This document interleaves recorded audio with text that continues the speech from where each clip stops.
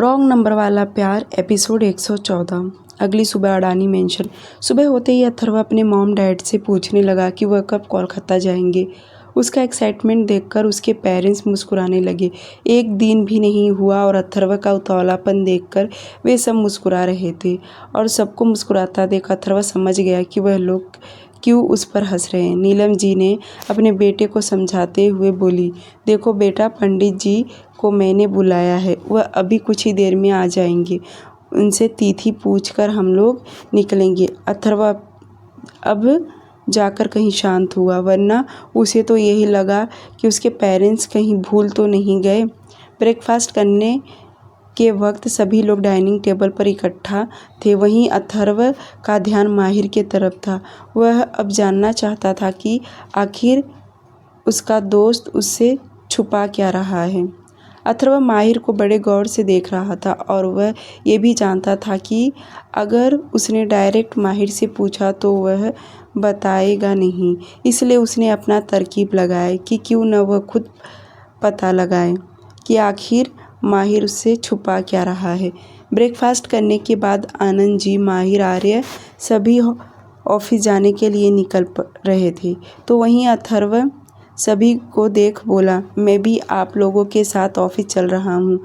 उसको ऑफिस जाता देख माहिर बोल पड़ा, तुम तो कल ही इटली से आए हो, वहाँ पर भी तुम काम ही करते हो। अभी आराम करो, हम लोग हैं देखने के लिए।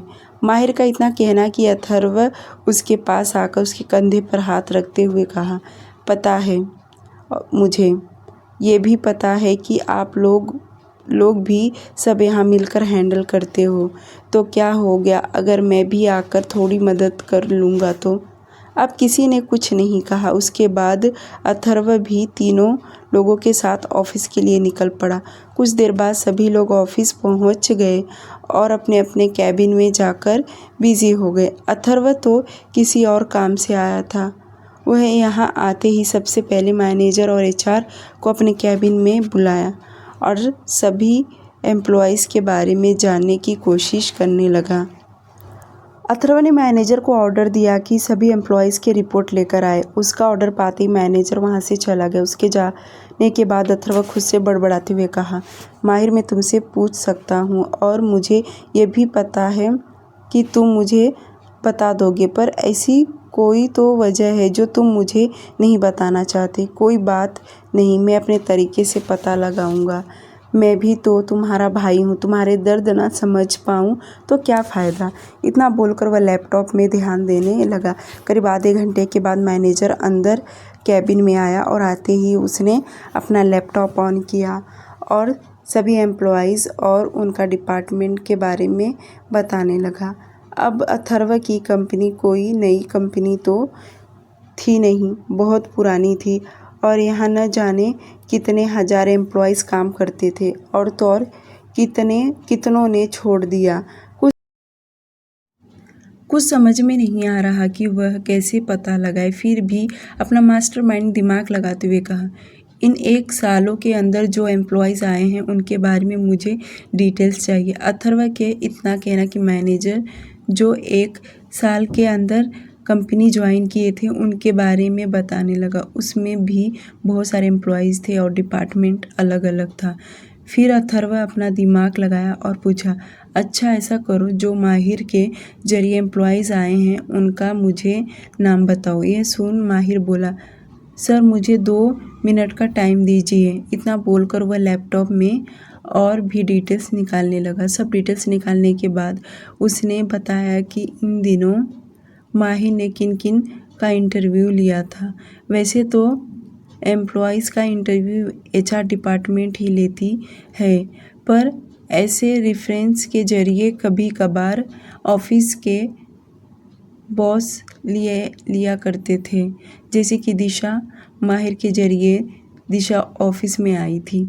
माहिर ज़्यादा लोगों का इंटरव्यू कभी लेता नहीं था। पूरे साल में देखा जाए तो उसने 6 लोगों का इंटरव्यू लिया था। उसमें से एक दिशा भी थी, जिसमें 5 बॉयज़ थे और 1 गर्ल्स, दिशा वर्मा। नाम सुनते ही अथर्व मैनेजर से कहा, अच्छा, यह दिशा वर्मा जो है यह किस डिपार्टमेंट में काम करती थी?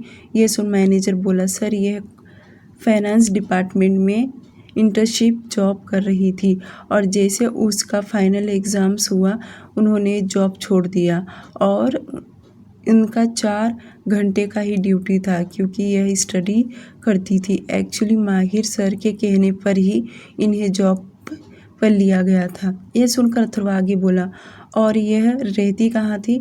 मेरा मतलब इनका एड्रेस और इनकी फैमिली कौन कौन है? मैनेजर बोला, सर फैमिली में कोई नहीं था और यह इनका डिटेल्स है जिस पे अपार्टमेंट में रहती थी, बाकी कोई डिटेल्स नहीं है। यह सुनकर अथर्व बहुत कुछ समझ गया और मैनेजर को जाने के लिए कह दिया। उसने जिस अपार्टमेंट में रहती थी उसका एड्रेस डाली थी। एड्रेस जो लिया था उस एड्रेस पर तेजा को भेजा ताकि कोई इन्फॉर्मेशन निकाल कर लाए। कुछ देर बाद तेजा डिटेल्स लेकर आया और अथर्व को बताया कि दिशा वर्मा इस वक्त अपने गांव गई हैं। बाकी का उसे कुछ भी प्रूफ नहीं मिल पा रहा, जिसके चलते अथर्व ने चेयर से उठा और केबिन से बाहर निकला और बिना किसी को बोले वह कार में आकर बैठा और माहिर के घर पहुंच गया। अथर्व जैसे घर के अंदर गया तो सविता आंटी ने उसकी नज़र उतारने लगी क्योंकि काफ़ी टाइम के बाद वह यहाँ आया हुआ है।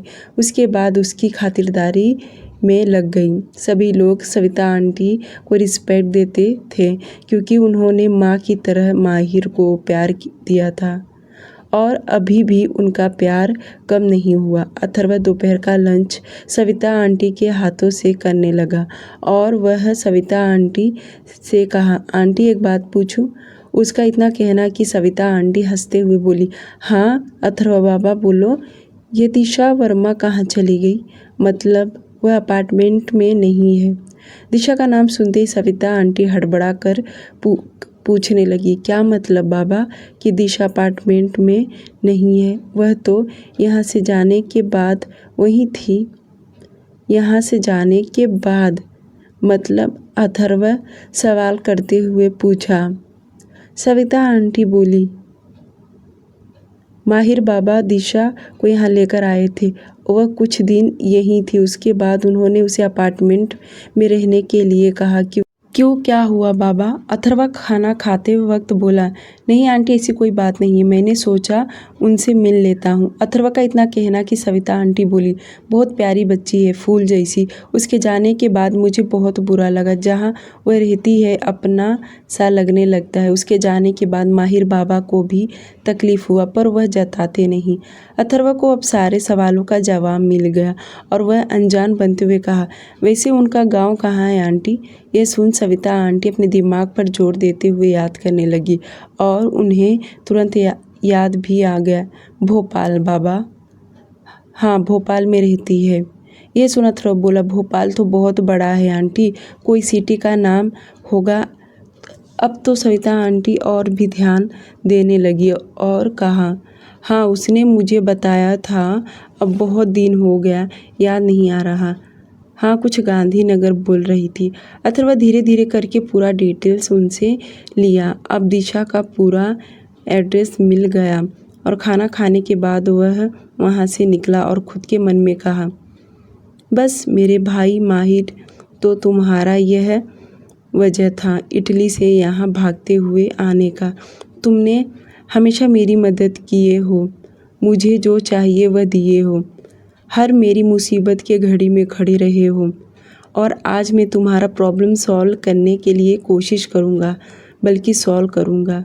इतना बोलकर अथर्व ऑफिस आ गया और अपने कैबिन में बैठकर शगुन की बातें करने लगा, बल्कि लैपटॉप ऑन किया और उसके घर की सीसीटीवी कैमरा देखने लगा।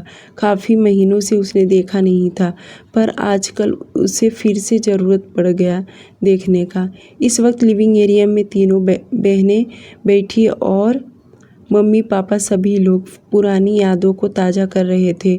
यहाँ तक कि दोनों की शादी के खर्चे भी बारे में बातें कर रहे थे, दोनों दामाद को क्या क्या देना है।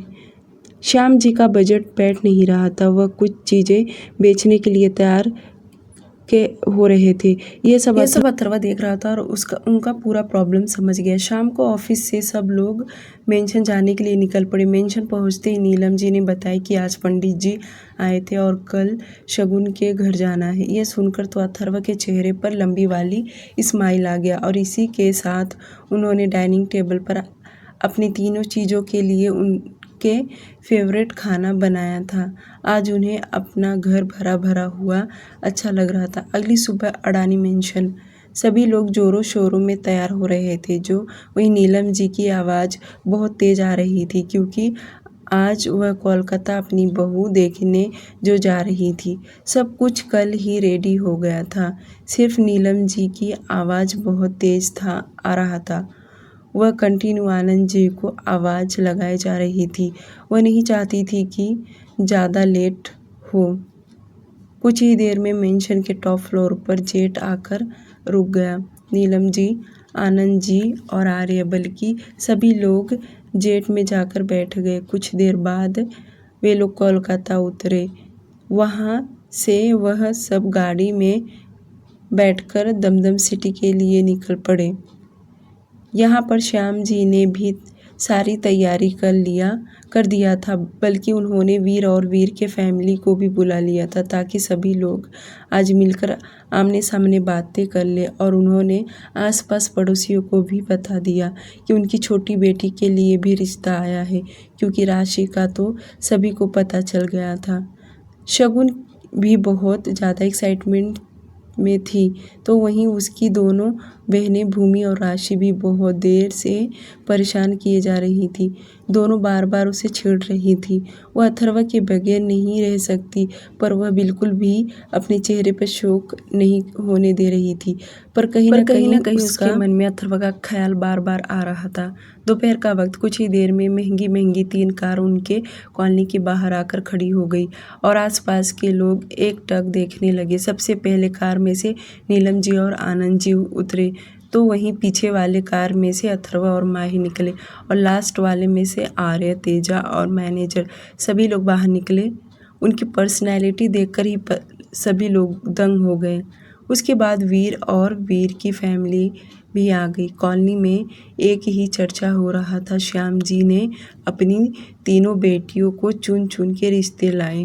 सभी लोग उनकी तारीफ कर रहे थे। श्याम जी ने अपना रिलेशन पड़ोसियों से बहुत अच्छा बना रखा था। आसपास के लोग उनकी मदद करने के लिए तैयार हो गए, बल्कि मेहमान की खातिरदारी के लिए तैयार हो गए। प्रिंस तो सबसे पहले आकर घर में बल्कि सब कामों में उनकी मदद कर रहा था। श्याम जी अडानी फैमिली और चटर्जी फैमिली दोनों का बहुत अच्छे तरीके से वेलकम किया। श्याम जी बीच में खड़े होकर सबसे पहले चटर्जी फैमिली का परिचय, अडानी फैमिली का परिचय एक दूसरे से करवा दिया। वीर और अथर्व दोनों एक दूसरे से हाथ मिलाते हुए एक दूसरे के गले लग गए और यह नज़ारा अंदर से शगुन और उसकी बहन दोनों छुप कर देख रही थी, बल्कि दोनों बहनें बहुत खुश थीं। और घर के बड़े दामाद करण बनर्जी, वह आगे आकर सभी से नमस्ते किया। श्याम जी ने अपने बड़े दामाद का भी परिचय करवाया। वैसे वीर तो पहले से जानता था और आज अथर्व ने सामने से देखा। करीब 1 घंटे तक तो परिचय बताने में ही चला गया। उसके बाद प्रिंस आगे आकर सभी को कॉफ़ी लाकर पिलाने लगा और उसी के साथ शादी की बातें करने लगे। वीर के दादाजी ने कहा कि इस हफ्ते के लास्ट में वीर और राशि का एंगेजमेंट का अच्छा मुहूर्त है, जो कि पंडित जी ने बता दिया। यह सुनकर सभी लोग खुश हो गए। श्याम जी ने अपनी दोनों बेटियों को बुलाया और दोनों को भूमि अपने साथ बाहर लेकर आई। हॉल में सभी लोग मौजूद थे। करीब शाम 5 बजे पूरा दिन बीत गया। सभी लोगों ने साथ में बैठकर खाना खाया, बल्कि बहुत देर तक बातें भी किए। श्याम जी के तीनों दामाद आपस में बिजनेस के बारे में काफ़ी देर तक बातें किए, बल्कि उसके पेरेंट्स भी एक दूसरे से बहुत प्यार से बातें कर रहे थे, क्योंकि आप एक रिश्ते में जुड़ने जा रहे हैं। मुंबई आने से पहले अथर्व ने माया जी से कहा, आंटी मुझे शगुन से बात करना है, जो सुनकर सभी लोगों ने कहा कि अंदर जाकर कमरे में बात करो। शगुन तुरंत कमरे में आ गई तो उसके पीछे अथर्व भी आया और अंदर आते ही जल्दी से उसके कमर में हाथ डाले खुद के करीब कर लिया। जो देख शगुन उसे दूर करते हुए बोली, ये क्या कर रहे हैं आप? अगर कोई अंदर आ गया तो? ये सुनकर अथर्व बोला, कोई नहीं आएगा, सबको पता है कि हम 2 लोग अंदर हैं। वह क्यों आएंगे डिस्टर्ब करने हमें? शगुन अथर्व को रोक रही थी और उसकी इस तरह रोकना अथर्व को बिल्कुल भी अच्छा नहीं लगा। उसने तुरंत उसका चेहरा पकड़ के होठों पे होठ रख किस करने लगा। शगुन तो दंग हो गई। उसे यकीन नहीं हो रहा कि अथर्व उसके घर में यह सब कर रहा है, जरा भी शर्म नहीं। कुछ ही देर में उसे किस का असर शगुन पर भी पड़ गया और उसका हाथ अथर्व के कंधे पर चला गया और वह आंखें बंद कर ली, बल्कि किस का नशा उसे भी आने लगा। वह भी पूरी तरह उसका साथ देने लगी। करीब 10 मिनट तक अथर्व उसके होठों को चूमता रहा। उसके मुलायम नरम होठों को वह चूमने लगा। धीरे धीरे उसकी किस फ्रेंच किस में बदलते जा रही थी। अथर्व अपना टंग उसके मुंह में डाल दिया और उसकी टंग को सक करने लगा। तभी बाहर से आर्य का आवाज़ आया और उसकी आवाज़ आते ही अथर्व शगुन एक दूसरे से अलग हो गए। अथर्व को अपने भाई के ऊपर गुस्सा आने लगा कि आवाज़ पहचान लिया। शगुन खुद को तुरंत ठीक ठाक करने लगी। वह बाहर से आर्य वापस बोला, भाभी मुझे आपसे एक बार मिलना है। उसकी दूसरी बार आवाज़ सुनकर शगुन तुरंत अंदर आने की परमिशन दे दी। आर्य तुरंत अंदर आया और शगुन के गले लग गया। अथर्व चुपचाप खड़ा होकर उसे देख रहा था। शगुन को शर्म आ रहा था क्योंकि उसके होठ हल्के सूज गए थे। अथर्व ने तुरंत आर्य को बाहर जाने के लिए कहा, पर आर्य उसकी बातें बिल्कुल भी नहीं सुन रहा कि तभी माहिर बाहर से आवाज़ लगाया, अब सब लोग बाहर जा रहे हैं, तुम लोग भी चलो। इतना बोलकर माहिर वहाँ से चला गया। उसके जाते ही आर्य भी बाहर निकला। बाद में अथर्व एक बार फिर से शगुन को अपनी बाहों में लेकर चूमने लगा। शगुन उसे रोकने लगी क्योंकि सभी लोग बाहर निकल चुके थे और वे दोनों भी साथ में बाहर आए। सभी लोग अपने अपने कार में बैठकर अपने अपने घर के लिए रवाना हो गए। शगुन तुरंत अपने कमरे में आई और अपने होठों को छूने लगी और अंदर ही अंदर मुस्कुराए जा रही थी। Next day Adani mansion. Anand ji, Mahir और आर्य सभी के ऑफिस जाने के बाद अथर्व तैयार हुआ और बगैर ऑफिस जाने के बजाय वह तेजा के साथ भोपाल जाने के लिए निकल गया। यह बात किसी और को पता नहीं था सिवाय तेजा के, क्योंकि वह उसके साथ जो जा रहा था। अथर्व तो अपने पर्सनल जेट से गया था, तो वह कुछ ही घंटों में भोपाल पहुंच गया और जो उसने पूरा इन्फॉर्मेशन निकाला था दिशा के एड्रेस का, उस एड्रेस पर निकल पड़ा। कुछ ही देर बाद वह दिशा के घर पहुंचा। सबसे पहले तेजा दरवाजे पर पहुंचा। उसने पहले दरवाज़ा खटखटाया, जिसकी आवाज़ से अंदर से दादी बाहर आते हुए बोली, कौन है? उनका इतना कहना कि बाहर से तेजा बोला, कोई है? मेरा नाम तेजा है, मैं मुंबई से आया हूँ। तब तक तो दादी बाहर आ गई और बोली, मुंबई? जी कहिए, मैं तो आपको नहीं पहचानती हूँ। मुंबई का नाम सुनते ही दिशा भी बाहर आई और वह तेजा को देखने लगी, क्योंकि इसके पहले तो उसने कभी देखी नहीं थी। और वह दादी के बगल में खड़ी होते पूछने लगी, जी आपको किसी से मिलना है? मेरा मतलब आप हैं कौन? हमारे घर। तेजा कुछ कह पाता कि उसके पहले पीछे से अथर्व बोला, माहिर का छोटा भाई हूँ, मेरा नाम अथर्व अडानी है। अथर्व का इतना कहना कि दादी मुस्कुरा पड़ी और बोली, अरे बेटा, तुम माहिर के भाई हो? दादी बोल ही रही थी कि तब तक बीच में दिशा टोकते हुए बोली, एक मिनट, माहिर सर का तो कोई भाई नहीं है, मैं तो वहीं रही हूँ, मैं तो कभी आपको नहीं देखी। बस अब क्या था, अथर्व को जो सुनना था उसने सुन लिया और अपनी बात रखते हुए कहा, हाँ आपने मुझे कभी देखा नहीं और मैंने भी आपको नहीं देखा, क्योंकि मैं अभी इटली से आया हूँ। पर हाँ, आपने मेरा नाम तो सुना ही होगा माहिर भाई के मुंह से। अथर्व का इतना कहना कि दिशा अपने दिमाग पर जोर देने लगी और उसे याद भी आया कि बीच में माहिर इटली जाने की जिक्र किया हुआ था। कई दफ़ा ऑफिस में भी बात हुआ था और आर्य के भी मुंह से उसने अथर्व का नाम सुना था। दिशा को इस तरह सोचता देख अथर्व मन ही मन मुस्कुराने लगा और दिशा तुरंत बोल पड़ी, अच्छा ठीक है, तो बताइए कुछ काम था क्या? मेरा कहने का मतलब है आप यहाँ किस लिए आए हैं? ये सुन अथर्व बोला, ये आप कैसी बातें कर रही हैं? माहिर भाई यहाँ आ सकते तो मैं क्यों नहीं आ सकता? आखिर हूँ तो मैं भी उनका छोटा भाई ही ना।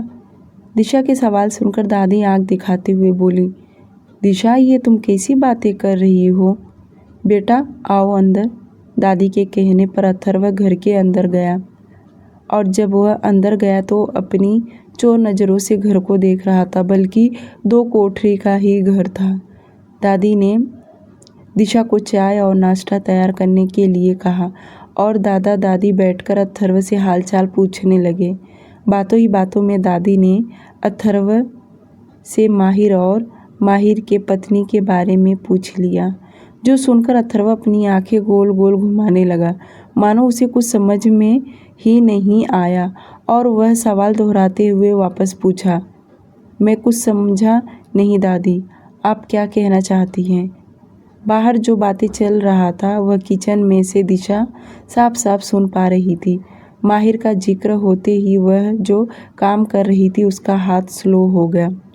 दादी ने वापस जवाब देते हुए कहा, माहिर बेटा और उनकी पत्नी सब लोग ठीक ठाक तो है ना?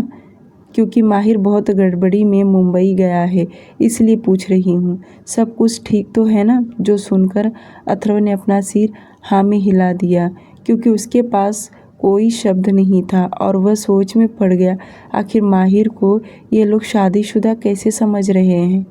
करीब 2 घंटे के बाद दादी ने ज़बरदस्ती अथर्व को खाना खाने के लिए कहा और उसने खाया भी, क्योंकि अगर वह नहीं खाता तो कहीं ना कहीं दादी को बुरा लग जाता। अथर्व मौका ढूंढ रहा था दिशा से बातें करने का और उसने बिना बताए घुमाए हुए कहा, एक्चुअली मैं आपसे ही मिलने यहाँ आया हूँ। मेरा भाई माहिर पहले जैसा नहीं रहा, ये बताने यहाँ आया हूँ। और दूसरी बात कि वह शादीशुदा नहीं है, ये बात तो मुझे यहाँ आकर पता चल रहा है। अथर्व अभी अभी क्या बोला? दिशा तो सुन के अचंभित हो गई और वह अथर्व को घूर कर देख रही थी। वहीं अथर्व मुस्कुरा दिया और आगे कहा, प्लीज़ आप इस तरह मुझे मत देखिए, मैं जो कह रहा हूँ वह सही है कि माहिर भाई शादीशुदा नहीं है। अगर आपको यकीन नहीं तो आप खुद आकर मुंबई देख लीजिए और जब मेरी मॉम को ये बात पता चलेगा तो माहिर भाई की खैर नहीं कि उन्होंने इतना बड़ा सबसे झूठ बोला। अथर्व बोलकर मुस्कुरा रहा था तो वहीं दिशा बोली, और वह शादी का फ़ोटो, वह सारे रस्म जो मुझे विशाल जी ने सब कुछ दिखाया। विशाल का नाम सुनते ही अथर्व जोर से हंस पड़ा और कहा, अरे वह विशाल तो चूतिया है। सॉरी, माहिर ने जो उसे कहने के लिए कहा होगा वह वही करेगा, वह तो कोई अपने मन से कहेगा नहीं। आप ही बताइए, क्या आपने शादी अटेंड किया था? दिशा का दिमाग काम नहीं कर रहा तो दोनों हाथों से अपने माथे को रगड़ते हुए बोली, आप क्या कह रहे हैं? मुझे कुछ समझ में नहीं आ रहा। मैं कैसे आपकी बातों पर यकीन कर लूं, जबकि मैंने खुद उनकी हल्दी वाली, संगीत वाली, शादी वाली फ़ोटोज़ देखी हूँ। अथर्व समझ गया कि दिशा माहिर को शादीशुदा समझ रही है। कारण क्या है, वजह क्या है, उसे कुछ भी नहीं पता और उसके पास टाइम भी नहीं था। पर यहाँ आकर उसे बहुत कुछ समझ गया और वह समझाते हुए एक दफ़ा फिर से कहा, देखिए आजकल डिजिटल का ज़माना है, मैं चाहूँ तो आपके बारे में भी बहुत कुछ एडिट कर सकता हूँ और मैं अपना भी एडिट कर सकता हूँ, लेकिन तब यकीन करना चाहिए जब अपनी आँखों से कुछ देखो तब, वरना नहीं। और रही बात माहिर भाई की वाइफ से, कभी मिली, कभी देखी? अथर्व के मुंह से लास्ट वाला शब्द सुनकर दिशा थोड़ी शॉक्ड हो गई, क्योंकि उसने शादी में जो फोटो देखी थी उसके बाद उसने कभी नहीं देखी और ना ही कभी किसी के मुंह से उसने जिक्र सुनी। कई सारे सवाल उसके दिमाग में आना शुरू हो गया, बल्कि वह उथल पुथल होकर सोचे जा रही थी। माहिर हाथ जोड़ते हुए सभी को नमस्ते किया और धीरे से दिशा के कान में एक दफ़ा फिर से कहा, मैंने जो कुछ आपसे कहा वो सब सच कहा। माहिर भाई शादीशुदा नहीं है।